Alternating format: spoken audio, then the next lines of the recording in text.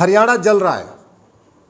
पहले बंगाल जल रहा था, कश्मीर जला, मणिपुर जला, मेघालय जला, मिजोरम जला, अब हरियाणा जल रहा है। शिव भक्त कांवड़िए जा रहे थे, उनके ऊपर फायरिंग की गई है, पत्थरबाजी की गई है, गाड़ियों को जलाया गया है। और ये कब? जब हम आज़ादी का अमृतकाल मना रहे हैं। 75 साल पहले मजहब के आधार पर विभाजन हुआ। 75 साल पहले यह कह के विभाजन हुआ, हम पाक हैं, तुम नापाक हो, पाक नापाक एक साथ नहीं रह सकते, हम पाक हैं इसलिए पाकिस्तान बनाएंगे। और अब 75 साल के बाद कश्मीर भी जला, दिल्ली भी जला, मणिपुर भी जल रहा है, मिजोरम भी, नागालैंड भी, मेघालय भी, केरल भी, और अब हरियाणा, कहते हैं जाटलैंड, जाटों की धरती जल रही है। सारे बैठे हुए हैं। मैं बार बार कह चुका हूं, हजारों बार कह चुका हूं, आज फिर कह रहा हूं, तू मैं करने, निंदा करने, आरोप प्रत्यारोप करने से मजहबी उन्माद नहीं रुकेगा। ट्विटर ट्रेंडिंग करने से, व्हाट्सएप पे वीडियो शेयर करने से, फेसबुक पे लिखने से मजहबी उन्माद नहीं रुकेगा। लच्छेदार बातें करने से, बतौलेबाजी करने से, बढ़िया भाषण देने से, गंगा जमनी तहजीब की बात करने से, भाईचारा का डोज देने से यह मजहबी उन्माद नहीं रुकेगा। आखिर चीन में पत्थरबाजी क्यों नहीं होती? चीन में आगजनी क्यों नहीं होती? सिंगापुर में आगजनी क्यों नहीं होती? सिंगापुर में पत्थरबाजी क्यों नहीं होती? जब तक वर्तमान कानूनों को बदला नहीं जाएगा, मजहबी उन्माद नहीं रुकेगा। मजहबी उन्माद रोकना है तो 1950 से पहले बने सभी कानूनों को, जितने भी अंग्रेजी कानून हैं भारत में आज़ादी से पहले के, उनको 100% खत्म करना पड़ेगा। क्रिश्चियन मैरिज एक्ट हो या शरीयत एक्ट हो या पारसी मैरिज एक्ट हो, जो भी कानून है, चाहे 1860 का इंडियन पिनल कोड है, 1861 का पुलिस एक्ट है, या 1863 का मठ मंदिरों को कंट्रोल करने वाला इंडाउमेंट एक्ट है, सबको खत्म करना पड़ेगा। जो मजहब के आधार पर विशेष स्कूल खुले हुए, इनको बंद करना पड़ेगा। मजहब के आधार पर विशेष दर्जा दो दिया हुआ है, इसको बंद करना पड़ेगा। मजहब के आधार पर जो दुनिया भर की योजनाएं चल रही, इसको बंद करना पड़ेगा। मजहब के आधार पर जो विशेष मंत्रालय चल रहा है, इसको बंद करना पड़ेगा। देश के सभी बच्चों के लिए, 16 साल तक के सभी बच्चों के लिए, यानी कक्षा 1 से लेकर कक्षा 10 तक इस देश में समान शिक्षा लागू करना पड़ेगा। एक देश एक शिक्षा बोर्ड, एक देश एक पाठ्यक्रम, तब जाके मजहबी उन्माद रुकेगा।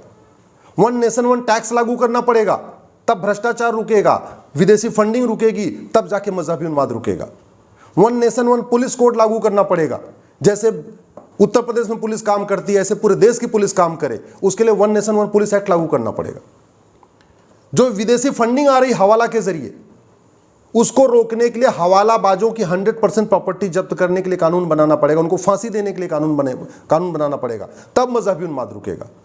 जो इस तरीके से ब्लैक मनी जनरेट हो रही भारत के अंदर, खासतौर पर ड्रग स्मगलिंग के जरिए जो पैसा इकट्ठा हो रहा है, वो सारा मजहबी उन्माद में जा रहा है। मजहबी उन्माद के लिए उसकी फंडिंग हो रही है। तो ड्रग स्मगलिंग के लिए कठोर कानून बनाना पड़ेगा, सिंगापुर की तरीके फांसी देने का कानून बनाना पड़ेगा, तब मजहबी उन्माद रुकेगा।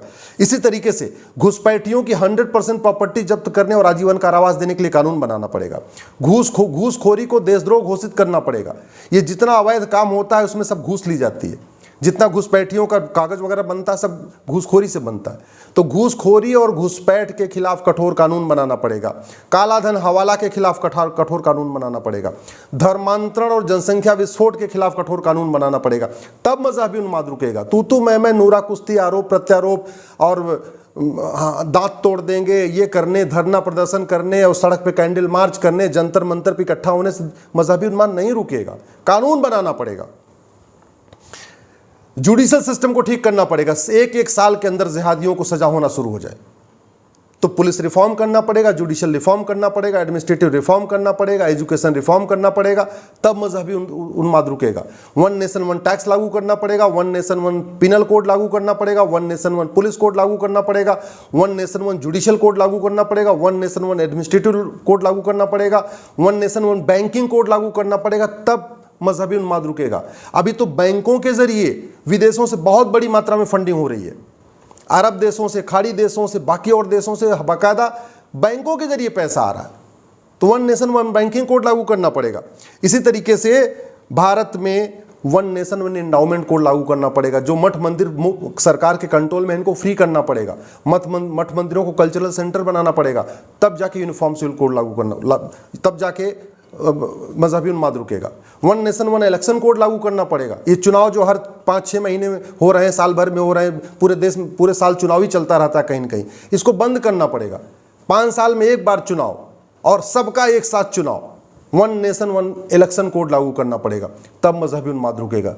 मैं बार बार कह रहा हूँ, अगर जब तक ये नूरा कुश्ती चलेगी, बतौलेबाजी चलेगी, आरोप प्रत्यारोप चलेगा, संसद में केवल तू चोर मैं सिपाही चलेगा, तब तक मजहबी उन्माद नहीं रुकेगा, तब तक घुसपैठ नहीं रुकेगी, तब तक धर्मांतरण नहीं रुकेगा, तब तक ऐसे कोई न कोई जलता रहेगा। कभी बंगाल जलेगा, कभी केरल जलेगा, कभी नागालैंड जलेगा, कभी हरियाणा जलेगा, कभी उत्तर प्रदेश जलेगा, कभी बिहार जलेगा, कभी झारखंड जलेगा, जलता ही रहेगा। सठे साठ्यम समाचरित, लोहा लोहे को काटता है। ये सिद्धांत पूरी दुनिया में ट्राइड एंड टेस्टेड है। रूस में न पत्थरबाजी होती है, न मजहबी उन्माद होता है, न आगजनी होती है। सिंगापुर में न पत्थरबाजी होती है, न मजहबी उन्माद होता है, न आगजनी होती है। आपके चीन में न पत्थरबाजी होती है, न आगजनी होती है, न मजहबी उन्माद होता है। क्यों? आपको क्या लगता है कि वहाँ के नेता बहुत पावरफुल हैं, बड़े अच्छे हैं? नहीं, कानून अच्छा है। नेता पावरफुल नहीं होता है, पावरफुल होता है कानून। डॉक्टर अच्छा नहीं होता है, अच्छी होती है दवा। शरीर के अंदर दवा जाती है तब बीमारी ठीक होती है। इसी तरीके जब देश का कानून अच्छा होता है तब मजहबी उन्माद रुकता है, तब कट्टरवाद रुकता है, तब चरमपंथ रुकता है, तब ये अराजकता रुकती है, तब ये आगजनी रुकती है। भारत में इतनी इतनी हत्याएं होती जा रही हैं।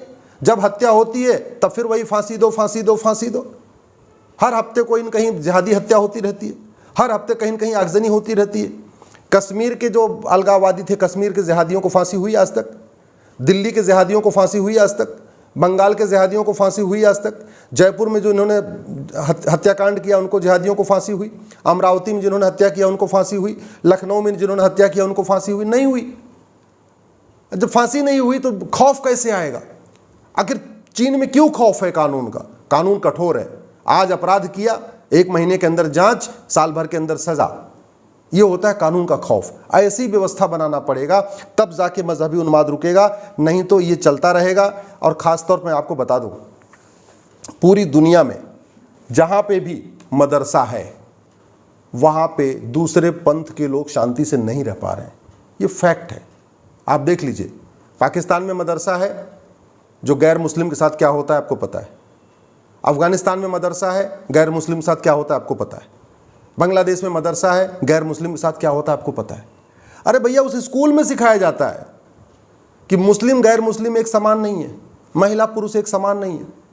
भारत के आपके हर थाना, हर क्षेत्र में एक मदरसा खुल चुका है, और भारत के अंदर उन मदरसों में सिखाया जा रहा है कि हिंदू मुस्लिम एक समान नहीं होते, पारसी और मुस्लिम एक समान नहीं होते, महिला पुरुष एक समान नहीं होते।